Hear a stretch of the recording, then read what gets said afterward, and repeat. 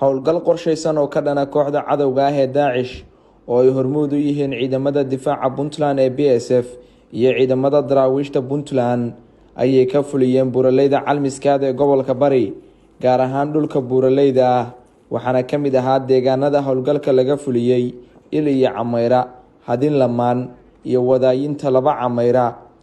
Howlgalkan ayaa daba socday howlgaladii ay horey ciidamada Puntland ugu qaadeen dhulkii horey ay ugu dhuumaalaysan jireen kooxda Daacish iyo baadigoobka shakhsiyaad lagu tuhunsan yahay inay ka dambeeyeen dilkii fulaynimada ahaa ay u geysteen Ilaahow naxariistee gudoomiyihii degmada Beledhidin Maxamed Axmed Muumin oo lagu dilay gudaha degmada Beledhidin ee gobolka Bari. Duulaankan oo qaatay muddo dhowr maalmood ah ayay ciidamadu waxay ku beegsadeen talisyo ay ku dhuumaalaysan jireen haraadiga kooxda nafla caariga ah ee Daacish waxayna gabi ahaanba ciidamadu ay cagta mariyeen isla mar ahaantaana ay burburiyeen talisyadii iyo godadkii ay Daacish ku dhuumaalaysan jireen. Intii howlgalku socday ayay ciidamadu soo qabteen shakhsiyaad looga shakisan yahay inay la shaqeeyaan kooxda Daacish. Ciidanka ayaa waxay bogaadiyeen la shaqeynta iyo garab istaagga bulshada.